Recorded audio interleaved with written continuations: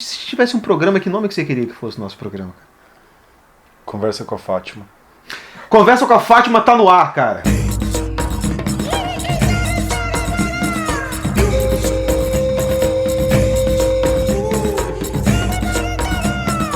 Então, olá, amigos, bem-vindos a mais aí um nosso programa aí, Conversa com a Fátima. Estamos aqui de novo com o Lucas. É o mesmo dia da gravação, a gente só botou uns negócios em cima, assim, ele botou um cachecol, botou um blazer pra gente parecer que tá em outro dia, mas é o mesmo dia. E a gente hoje aqui vai falar sobre o cânone americano contemporâneo de acordo com São Harold Bloom. Que aí o profissional aqui trouxe a informação que ele vai dar aí pra gente agora. Foi averiguado faz pouco tempo, né? A gente colocou 2 agentes em campo para tentar colher essa informação. Um deles se perdeu por volta do Panamá, a gente não consegue retracejar os caminhos que ele acha que está morto. Desculpa, Odair. E o segundo, que conseguiu chegar até o México e foi barrado pelos agentes do Trump, obteve essa informação de que com exclusividade, hein? Informação com exclusividade. O cânone, como o Harold Bloom apresentou, foi algo muito contingente. Contingente. Vamos explicar para eles então o que é esse cânone. Existem esses 4 autores aqui que estão aqui ilustrados, não necessariamente pelo livro mais importante, mas pelo maior livro que tinha na estante aqui deles, né? É importante. Então a gente tem aqui o Philip Roth, que está aqui com o Zuckerman acorrentado, o Arco-Íris da Gravidade, do Thomas Pynchon.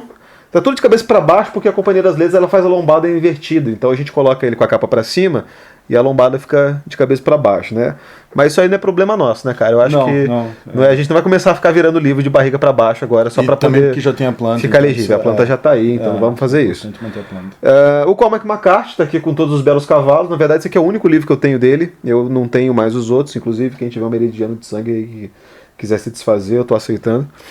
E o Submundo do Don DeLillo. Então, Don DeLillo, Thomas Pynchon, Cormac McCarthy e Philip Roth são os 4 autores americanos vivos. Agora o Philip Roth morreu, né? Mas enfim, eram os 4 autores americanos vivos aí que o Harold Bloom canonizou justamente quando ele estava meio descontente com uma premiação aí que deram pro Stephen King, né? Cara? O que apurou a gente que chegou até a fronteira do México com os Estados Unidos é que o que aconteceu? O Harold Bloom parece que já tinha mencionado isso outras vezes, não? Porque no confronto de uma literatura que faria parte do cânone mundial, universal, ocidental, né, que é bastante ocidental a coisa ali no Harold Bloom, com uma literatura de entretenimento, quando saiu um prêmio pro Stephen King, o Bloom ficou putaço, assim, falou que não dava, que aquilo ali não... No linguajar dos jovens ele ficou pistola. Ficou pistola, E aí porque ele achava que aquilo não... O que é a ideia de cânone? Que, a grosso modo, que ler um livro te remete a outros, né? Então a passagem do Hemingway, em que o personagem está lá, acho que é nos Pirineus, ele olha e aponta um lugar e que os 2 personagens estão dialogando, depois um vai trair o outro, mas o lugar já indicava isso porque faz uma referência ao Chanson de Roland, que é uma gesta famosa francesa e tal. E o Harold Bloom achava isso, que ler um livro tem que te fazer remeter a todo o cânone universal. A referência literária tem que ser dialógica. Aquela coisa assim, polifônica, um negócio... Exatamente. Vamos usar a palavra contraponto assim, e tal, né, cara? Isso aí. Canta o chão da literatura, cara. E aí, que ele achava que o Stephen King não servia para isso. E aí no mesmo artigo, acho que é no New York Times, eu não lembro exatamente, ele fala, isso daqui é tudo uma merda, tal, isso daqui é piegas, é ruim. E eu já falei que os 4 vivos que fazem parte do cânone são esses 4. Esses 4 aí. Né? Então daí ficou aí o esporrinho do Harold Bloom do Stephen King, né? Depois contra o Harry Potter. Contra o Harry Potter, ele começou a... Ele achava que quem lia Harry Potter no máximo ia vir a ler Stephen King. E não mais do que isso. E não mais do que isso. O que pode ser verdade. Pode ser verdade em alguns casos, pode ser não. Pode ser não em outros, né? Enfim. E a gente tava brincando assim de fazer paralelos entre esses autores e dividir-os, né? Eu comecei falando que eu associaria muito mais o Thomas Pynchon com o Don DeLillo e o Cormac McCarthy com o Philip Roth, porque tanto o Cormac McCarthy quanto o Philip Roth fazem um romance mais voltado para a figura central do personagem, né, do eu ali, dos dramas internos, etc. Eu passo que o Don DeLillo e o Thomas Pynchon, eles falam mais da sociedade como um todo, né? O Don DeLillo que faz esse negócio do system novel, né, das engrenagens da sociedade mexendo, e o Pynchon, de certa maneira, também explorando a sociedade por um outro viés, né, que é muito diferente da abordagem do Don DeLillo. Até o James Wood, por exemplo, né, odeia o Don DeLillo, assim, ele fala que o Don DeLillo... Bom, James Wood entende pouquíssimo. Nunca escreveu um personagem memorável, segundo ele, enfim, né, e tal. Mas o cara ele vive, né, com o pensamento em quem? Charles Dickens? Hoje em dia ele gosta muito da Helena Ferrante e do Karl Ove Knausgaard, né, são os dois caras, assim, que ele tá... Os dois autores que ele está celebrando atualmente, assim, de acordo com a última entrevista que eu li dele aí. Bom para ele, né? Bom pra ele. Mas existem outras formas da gente fazer essa associação aí também por outras características. Acho que se a gente tinha conversado disso, o esquema de que se você olha os quatro e tenta dar uma unidade, parece que não funciona. Uhum. Para mim, não funciona pelo Cormac McCarthy. Uhum. Por quê? Vamos lá, o Don DeLillo e o Pynchon... Ele vai começar a falar mal do Cormac McCarthy agora. Se você gosta do Cormac McCarthy, sai da sala agora, cara. Dá o pause. Dá o pause, vai respirar, vai tomar uma água, vai se preparar, cara. Não, é que gosto muito do filme que foi feito dos irmãos Coen. Dos irmãos Coen, Os Fracos Não Tem Vez. Mas vai lá, na literatura norte-americana do século XX, teve um movimento inicial com Fitzgerald, com Hemingway e tudo mais, que traziam valores universais, assim, tipo o bem, o homem, não é? O Hemingway adora falar do macho. Essa tradição russoniana que perdurou aí, né? E que ficou muito tempo, não falar do bem, de valores grandiosos, assim. Via desde o Conan Doyle e até antes, talvez, acho que enfim, né? Isso você encontrava, sei lá, na formação da literatura realista francesa, sei lá, tá tudo ali. Só que aí acontece o seguinte, cara, Segunda Guerra Mundial e a literatura muda. Década de 50 tem beatnik, tem uma série de coisas, e aí vem esse movimento que é conhecido como pós-modernismo, né? Aonde entra Thomas Pynchon, Don DeLillo é um pouco depois, acho que um pouco mais novo. O Don DeLillo fez a obra dele mesmo na década de 80, assim, né? Que tem que é o peso. Que é o peso da obra acho que dele. Ele começa na década de 70, 76, acho que é o primeiro, não? É que a gente tem pouco livro traduzido do Don DeLillo aqui no Brasil. O primeiro é o Americana, que acho que é de 76. O cara lavava carro, tá? Trabalhava é fantástico, ele trabalhava num estacionamento, assim, parking. Só que, nesse pós-modernismo tem John Barth, Ronald Barthelme, tem uma galera. E o que eles queriam fazer é romper com esses valores. E, se você for ver, os três, com exceção do Cormac McCarthy, fazem isso. Mas o Don DeLillo e o Thomas Pynchon, que aí é total, como se diz, tem essa luta contra representar o sistema, não personagens, né? Sempre essa engrenagem. E o Philip Roth também faz isso, criando personagens, mas mostrando uma fragilidade. Quer dizer, você não pode achar num personagem do Philip Roth o valor do macho alfa. Não tem. Sempre o cara tá falido, assim, aquela coisa. Ou se ele começa como macho alfa, você sabe que vai dar ruim, sabe? E aí já é uma outra associação que a gente pode fazer, que é do Don DeLillo com o Philip Roth, porque nas duas existe o homem com a crise diante da sociedade. Fragilizado. Dele, né? Fragilizado. Isso, e aí pra quem diz, como se disse o Wood, que não tem personagem, tem, cara. Tem. No Don DeLillo tem. Talvez não de uma maneira convencional ao realismo, enfim, do século XIX. Mas tem. E o Cormac McCarthy, na minha forma de ver, é o único que apresentaria ainda uma tentativa de construção de um ideal não precisamente norte-americano, essa coisa da Great American Novel, mas um ideal do homem justo, e do que seja uma essência americana, né? O que quer que seja, né? Os Estados Unidos, assim como o Brasil, por ser um país assim relativamente recente na história mundial, é um país ainda que carece de uma identidade cultural mais forte. Acho que o Brasil se deu melhor nisso por causa das influências estrangeiras. E porque negou o país inteiro, né? Porque fez com base no Rio, São Paulo, e, quer dizer, uma pequena faixa, e aí fez de conta que o Brasil era tudo aquilo ali. Assim. Exato. Então, numa negatividade imensa. E os Estados Unidos, eles têm muito isso, assim, né? Qual que é... O que é ser americano, né? O que é... Assim, eu acho que o Cormac McCarthy queria responder essas questões, mas ele faz isso de uma maneira que você não gosta, mas eu gosto bastante, que é a questão da filosofia do cowboy. Então. Enfim, né? Pode falar mal, fala aí. Fala mal da filosofia do cowboy, cara. Me parece um troço piegas, assim, eu não sei... como eu disse, não me atrai tanto quanto esses outros autores, assim.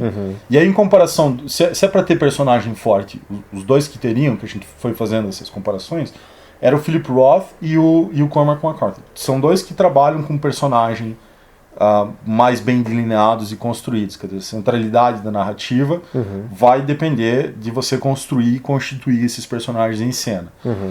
No caso do Philip Roth, você vai sempre formando um personagem que representa e desrepresenta as coisas, não é?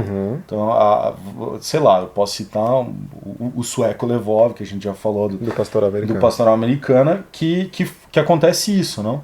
Que ele começa como aquele grande gênio ou a própria realização da American Way of Life, e que de repente é destruído, é decaído por um detalhe que é a filha dele. Da mesma maneira que o personagem, o protagonista do Ruído Branco, que era o grande professor de hitlerologia, a matéria que ele mesmo criou, e que se vê reduzido a um nada quando acontece um desastre ambiental ali na cidade dele. Muito bem que ninguém entende muito bem. Ele se vê completamente destituído de todas as qualidades que ele estava gozando ali da vida dele até então. Né? Só que aí, se você vai olhar isso no Cormac McCarthy, não, parece que ainda quando tá dando zica, quando tá dando ruim, como No Country for Old Men, como foi traduzido? Onde os velhos não têm vez. Onde os velhos não têm vez. Ou no Meridiano, sempre, e naquela trilogia da fronteira, sempre parece que ainda tem uma tentativa de esboçar um personagem que é forte, que é resistente, que encabeçaria um certo ideal, ainda que não tão delineado quanto no caso do, sei lá, Hemingway, Fitzgerald e etc. Mas ainda está ali. Assim. E ainda remete a esses autores do passado, por isso entram nesse cânone que o Bloom fala aí. Existe também essa associação que a gente pode fazer, que é principalmente no Pynchon, e eu acho que no Don DeLillo, de certa maneira, e daí já é uma outra... A gente já tinha feito essa associação, não. Mas o Pynchon e o Don DeLillo, eles também tratam do homem contra a sociedade, né? Eles estão...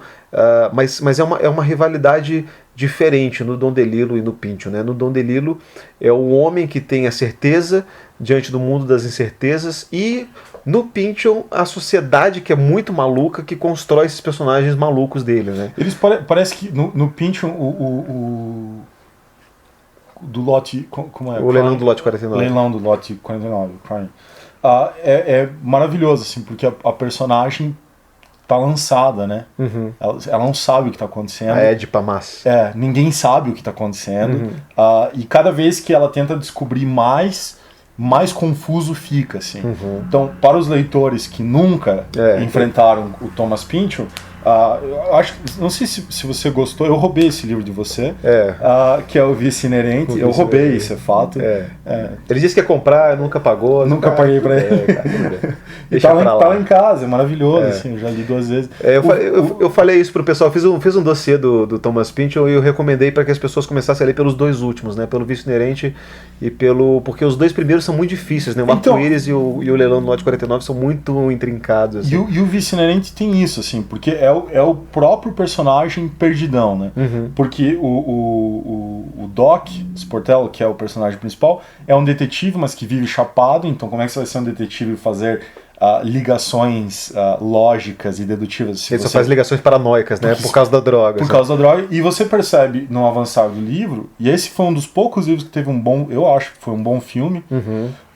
O Thomas Anderson também, né, cara? Pelo amor de Deus. O cara faz um filme bom com a Dan Sandler, o cara não vai fazer um filme bom baseado no livro do Thomas Pynchon, cara? Que eu achei onde já se viu? Eu achei um filme legal, que resolve bem, e que conforme mais ele vai avançando, menos ele sabe. Então não é que ele vai sendo trágico ou dramático, não, é simplesmente paranoico, maluco. No Don DeLillo não é isso, assim, não é que é paranoico, aí tem sim uma questão de de queda, assim. No Ruído Branco, no Mal 2, por exemplo, que eu acho um dos livros mais interessantes do Don DeLillo, esse escritor que está lá, que acaba em Beirute, se eu não me engano, cada vez que ele vai se aprofundando mais, que ele vai se afundando mais, ou se distanciando mais, ele vai mais caindo, assim, ou se desfazendo. Eu acho que o Don DeLillo, ele também, assim como o Pinchot, ele apresenta um retrato, de certa maneira, caricatural da sociedade também, né, cara? Acho que o Cosmópolis é muito isso, assim, o Cosmópolis e agora o 0K também, né? Ele pega as situações absurdas do pós-modernismo e estende a um absurdo ainda maior, justamente para escancarar essa crítica que ele quer fazer, né? Ele faz essa redução ao absurdo, né? E ele faz isso também, né? Tem uma coisa que a gente não tinha falado, que é o tratamento com a linguagem. Aí parece que, de novo, a dupla vai ficar entre o Don DeLillo e o Pinchot. São autores que parecem estar o tempo todo preocupados. O Don DeLillo confessa isso numa entrevista, que eu sou um escritor da linguagem. Eu estou preocupado. E no 0K que se mencionou, a gente falou disso, tem um capítulo em que ele emula as falas como que slogans do contemporâneos agora de marketing, de tecnologia e tal. E ele tem esse cuidado. E o Pinchot não precisa nem falar, porque ele, acho que foi no Mason-Dixon que ele reconstrói o inglês da época dos personagens. Da linha Mason-Dixon, E quer dizer, isso é uma coisa absurda, assim, o cara ir lá e reconstruir aquele inglês é um trabalho, e não é um livro pequeno, né? O Don DeLillo, ele sempre tem uma página em cada um dos livros dele, em que ele resume, por meio de uma piada, como essa do 0K, o tema central do livro dele, né? Então, nesse do 0K, por exemplo, ele fala sobre a promessa da venda da imortalidade, né, que é a criogenia do 0K. No Artista do Corpo, ele faz um retrato, ele faz aquela página lá, assim, tem um sujeito que martela pregos no saco, isso é arte, não sei o quê. Ele faz essa caricatura também. E no Ruído Branco, ele tá naqueles vários passeios ao supermercado que ele encontra o amigo dele, ele faz também uma piada sobre os vários tipos acho que de estilo de vida que existe, uma coisa assim. Então o Don DeLillo, ele tá sempre, se você pegar o Don DeLillo, sempre tem uma página em que ele vai resumir todo o humor dele, a verve do humor dele nesse... Porque uma coisa acho que pouca gente saca é que ele é muito engraçado. O Don DeLillo é super engraçado. É muito engraçado, hilário, né, cara? Só que aí vamos ser pedante e babaca um extremo. Assim. Eu gosto, obviamente, de ler no original, não? E aí você parece que perde muito lendo o Don DeLillo no português, por mais primorosa que seja a tradução. Por quê? Porque você perde esse tipo de ironia. Claro, cara. Ele tá... Mil e Uma Noites também, cara. Se não for pra ler no árabe original, cara, não leia. Você tem que aprender árabe. Tem que aprender árabe, senão você nunca vai aproveitar, assim, sabe? Eu acredito, de verdade, assim. A Bíblia também. A Bíblia é ótimo. Aprenda um pouquinho de aramaico para poder apreciar, um pouquinho, assim. Porque assim, a Bíblia no aramaico é engraçada, cara. É super engraçada. É hilária, velho. Deus conta excelentes piadas. Só que aí traduzindo para o português as coisas não tem muita graça. Perde a graça. Perde muita coisa na tradução. Tem aquela piada que Jesus conta, que em grego, koiné, faz todo sentido, mas que aí eu nunca vi uma reprodução boa assim, da piada. Parece que ele tá falando de coisa espiritual e não é. É chato, assim, isso é importante. Sempre bom ler o cara no original, né? Por causa sempre disso. Bom, por sorte, a gente está falando de 4 caras que escrevem inglês, né? E escrevem muito bem inglês. Porque, claro que é muito fácil escrever bem inglês quando você já é americano. Quando você fala inglês desde que você nasceu, né, cara? Agora, vai escrever bem inglês, sei lá. Sendo russo. Sendo alemão, que nem a Hannah Arendt lá. Que nem o Nabokov. O Nabokov, tadinho. Nabokov. Ele escreveu, né? Coisas assim substanciosas em inglês, assim. E era russo. Teve. Imagina, cara, se ele tivesse escrito em russo. Tudo bem que ele parece que foi criado em inglês. Ele foi, mas assim. Mas no túmulo dele tá escrito écrivain, né, cara? Então também não sei, assim. Talvez ele se ache meio francês também. Que é uma merda, né? Então temos aí, o cânone americano. Eu quero ver se ser brasileiro ou norte-americano e escrever em árabe. Exato. Isso é a dificuldade. Que nem o Milton Ratum faz, cara. Escondido de todo mundo, cara. Ele não mostra pra ninguém, mas eu tenho certeza que ele faz isso em alguma hora, assim. Beleza, então. Eu queria agradecer mais uma vez aí o nosso amigo Lucas, que está aqui.